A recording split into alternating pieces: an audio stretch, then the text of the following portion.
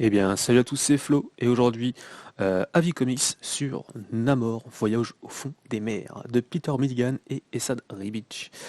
Alors, de quoi ça parle? Avant tout, si vous attendez un récit super-héroïque avec l'univers Marvel, c'est pas du tout ça, et c'est déjà un bon point pour moi, parce que j'avais envie de...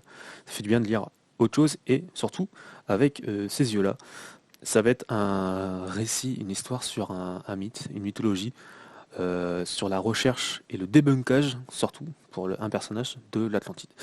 Alors, de quoi est-ce que ça parle? On va suivre principalement, c'est ça, principalement le professeur Stein, donc c'est un scientifique, qui va essayer de débunker le mythe de l'Atlantide. Il a déjà déjoué, entre guillemets, les croyances sur le Yeti en début de récit, et il va s'en prendre du coup à l'Atlantide. Et pour ça, il va faire quoi? Bah, il va aller sous l'eau, il va prendre un équipage, il va être avec un équipage dans un sous-marin, et puis ils vont aller au plus profond des océans pour essayer de chercher cette Atlantide et essayer de casser le mythe. Bon, il est avec des marins qui ont certaines croyances dans les eaux, ils vont essayer, voilà, l'équipage va essayer de mettre en garde aussi ce professeur, hein, dire que bon, voilà, c'est pas parce que ça va être un voyage, ça va pas être un voyage tout tranquille, il va y avoir des mâles, même au plus profond des personnages, et aussi ils vont leur parler tout simplement du personnage de Namor, voilà, ce prince des océans. Euh, Si tu le vois, attention, ça peut aller très mal. Et lui, donc le professeur Stein, il va dire, mais arrêtez vos conneries les gars, c'est bon, je suis là pour vous casser votre délire, je suis pas là pour croire à vos trucs. Et parallèlement à ça, tout au long de l'histoire, vous allez voir le professeur Stein, lui, il va comment péter entre guillemets un boulon quoi. Déjà avec le mal, alors je sais pas comment on appelle ça. Je sais pas si ça s'appelle le mal de mer ou même être enfermé dans quelque chose. Je sais pas comment on appelle ça, mais il va péter un boulon par rapport à que ce soit un petit peu à ça, mais surtout au fait que bah non quoi, il va y avoir des signes comme quoi Namor est peut-être passé par-ci, passé par là ou passé par là. Lui, il va faire quoi? Il va dire bah non, c'est pas possible. Et même quand il a des preuves en face de lui, donc parce qu'il va être aussi à la recherche de l'ancienne personne qui a essayé de chercher l'Atlantide, donc c'est le professeur Marlowe, si je dis pas de bêtises, qui lui était un petit peu fan de cinéma, et lui son journal de bord il écrivait pas, il le faisait avec des bobines. Et à un moment donné, il va... Attention spoiler, c'est le mec, on s'en fout, mais c'est un récit qui est quand même sorti il y a pas mal de temps, en 2008, 2008-2009 je crois, c'était en... Je crois que ça jalonnait les 2 années. Lui, il va carrément filmer l'Atlantide. À un moment donné, vous allez voir, il va prendre sa vieille pellicule, tac tac, il va filmer l'Atlantide. Et d'un seul coup, boum, le, le film va se couper entre guillemets parce que bah il y a peut-être quelqu'un qui est passé par là. Un clin d'œil. Non, en fait, c'était Namor qui a essayé de lui mettre sa caméra où je pense. Et puis du coup, bah le professeur Stein, il va dire c'est pas possible quoi. Et il va essayer, il va tout cramer quoi. Lui, il va cramer les preuves en fait, comme quoi l'Atlantide existe et que Namor existe aussi. Il va tout cramer, il va tout enlever, il va péter un câble là-dessus. Même quand il va voir Namor en face de lui, il va dire mais c'est pas possible quoi. Le mec, il croit que non, non, lui c'est la science avant tout. C'est pas possible que ce genre de choses existent. Donc voilà. En gros voilà, là, si j'ai bien aimé parce qu'en plus il y avait sa petite vibe, huis clos, enfermé. Quand je lisais, que je voyais les dessins, j'avais ça s'animait en fait. Je le voyais animé et je me dis mais c'est dingue quoi. Dans un film, comment ça passerait tout seul quoi. Admettons qu'il fasse voilà des films un petit peu à part comme ça, à part de la continuité et tu vois ce film là, tu fais ouais c'est ouf quoi, c'est magnifique. Ça m'a fait penser du coup un peu à Alien ou Aliens, voilà, de Cameron, enfin le premier de Ridley Scott et le deuxième de James Cameron.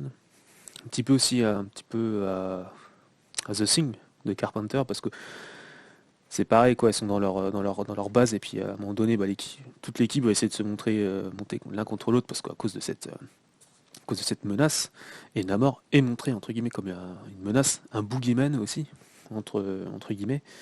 Il est là quoi dans le fond, tu sais pas quand il va arriver, tu le vois qu'à la fin, ouais, tu le vois vraiment qu'à la fin quoi. Franchement s'il y a 10 cases sur lui c'est le grand maximum, je crois qu'il parle quasiment pas. Il y a il y a il y a un dessin qui est dingue, où en fait tu vois le visage de Namor qui regarde, il a un regard perçant, et d'un seul coup il sourit, et là tu vois toutes ses dents toutes pointues et tout. Tu fais oh là là, j'aimerais pas qu'il s'approche de moi celui-ci, il va faire flipper quoi. Donc ouais, dans ma tête, en plus, moi je suis un fan de John Carpenter. Je me suis dit, oh là là, ça aurait été le Carpenter qui aurait fait ça. Il m'aurait fait ça en film. Oh là là, j'achète direct, j'achète. Donc voilà. Donc avant tout, oui, comme je l'ai dit, c'est un récit sur un démocage de mythes. Moi j'aime beaucoup. Un sorte de petit, pas polar, non, c'est un film sur un, ouais, c'est la recherche de l'Atlantide, pas sur Namor, enfin un peu, mais c'est pas pour moi le personnage principal quoi. Comme je vous dis, c'est un petit peu un boogeyman, il va être là, boum, il va sortir de l'ombre et puis voilà. Et qu'est-ce que j'ai dit? Le format must-have. Donc déjà, je vais juste dire un truc. Le format must-have, j'en parler après. Moi, j'aurais voulu ça en plus grand, plus grand format. Ouais, t'as des pages des Sadri Beach. Donc déjà, montre-les, quoi. Oh, ça impose quand même. Donc j'aurais voulu qu'ils les mettent dans leur format best-of. Bon, ils en font plus trop. Je crois qu'ils en font plus. Le dernier qui est sorti, je crois que c'était un truc avec les 4 Fantastiques et Galactus. Vous savez, c'est des grands formats carrés où il y avait déjà eu, bah, du coup, le surfeur d'argent de Sadrevich, qui est super bien, c'est surfeur d'argent Requiem. Il y a le surfeur d'argent de Moebius aussi, Parabole. Il y a eu l'arme X aussi de l'arme X, donc Wolverine, qui était sorti là-dessus. Il y a eu quoi? Il y a eu pas mal de trucs, hein. Il y a eu Electra, il y a eu les X-Men de Jim Lee, le Testament de Magneto. Moi j'aurais vraiment aimé qu'ils mettent ça en best-of, parce que ça méritait des grandes pages. Et après, le must-have, donc c'est mon premier must-have. Ouais, j'avais pas trop envie de commencer entre guillemets un nouveau format chez Panini. Parce que nouveau format chez Panini, s'ils en sortent 5 ou entre 5 et 10 par an, quoi, force c'est chiant. Euh, ouais. Et puis bah, les must-have, la plupart des trucs, c'est des récits que j'ai déjà, donc ça me sert à rien. Celui-là je l'avais pas, donc du coup j'étais un petit peu obligé de l'avoir comme ça. Et puis bah, j'ai trouvé sympa en fait les must-have parce que il y a des trucs que je recherche maintenant de plus en plus dans mes lectures, c'est de l'édito. Donc il y a pas mal d'éditos, bon il y a une introduction et tout, mais à la fin, il y a une sorte de petite review, il y a des lectures annexes, quelques notes. Il t'explique aussi du coup les coulisses et tout ça, et ça j'aime beaucoup. Et ça, plus ça va, et plus c'est ce que je recherche dans mes lectures.